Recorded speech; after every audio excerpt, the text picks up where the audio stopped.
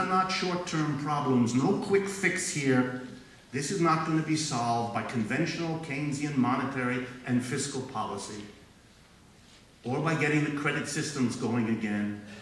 Who's going to borrow? The exhausted workers who can't sustain their current debts? The companies who can't keep producing since the workers can't buy it anyway? This is a fundamental problem, which is why this is not your usual economic downturn.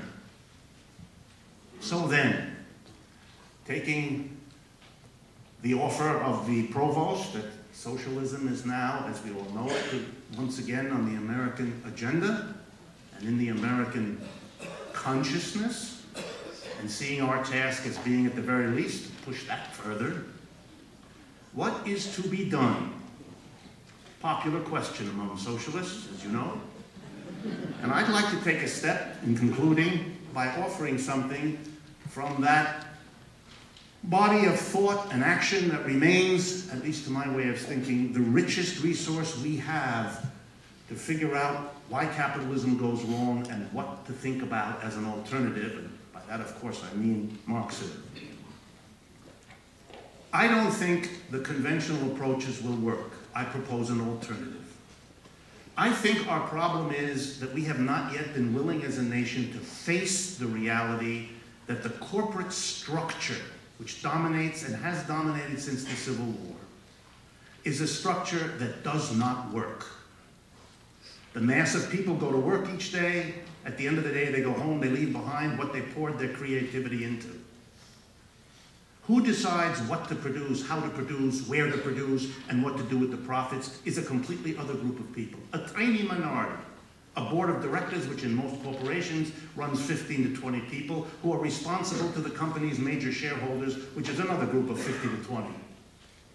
The tiniest of minorities governs the economic system, and they make bad decisions over and over again. And all we seem to come up with as a nation are a lot of policies that we hope maybe, if we're lucky, and if they're nice, will make them behave better. And we're outraged that they don't. And our capacity for repeated outrage is stunning. But it doesn't work anymore.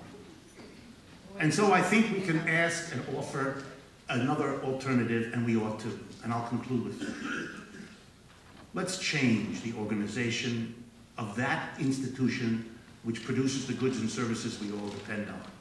We don't need it anymore, and we can't tolerate it anymore, and we ought to have the courage to get rid of it.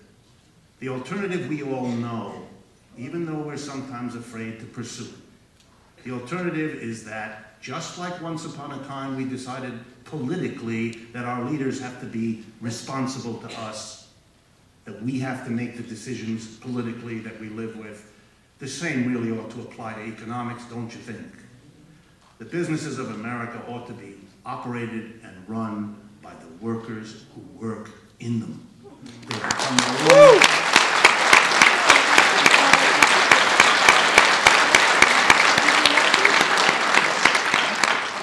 That change goes to the heart of the current crisis.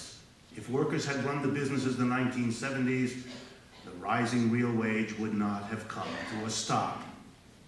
If I had time, and I don't want to take more time, I could talk to you about all the different ways workers can operate their own businesses. I would talk to you about how that's democracy at the workplace. I would tell you that if workers were able to run their own businesses, the difference between mental and manual labor would be overcome, a dream of all socialists for hundreds of years. That workers would be asked to run their own affairs. And you know, if they ran them in the workplace, they damn well demand to run them everywhere else too. The formality of our democracy might become real politically if it were real economically. Is it a bold proposal? You bet. But socialism for the 21st century has to have new dramatic visions that will galvanize people with the thought of something new and different that can make a real difference. The old approaches have not worked. It's time for something new, and this crisis calls for nothing less than the kind of leadership that socialists who can dare think like this can provide by pursuing these ideas and seeing to it that this crisis, the suffering of the unemployed, the people with foreclosed homes, the people with decimated pensions, the young people who are not going to find any work here, that the rage that is building in our society, like the collapse of families 30 years ago, doesn't become an opportunity for the next George Bush to ride in.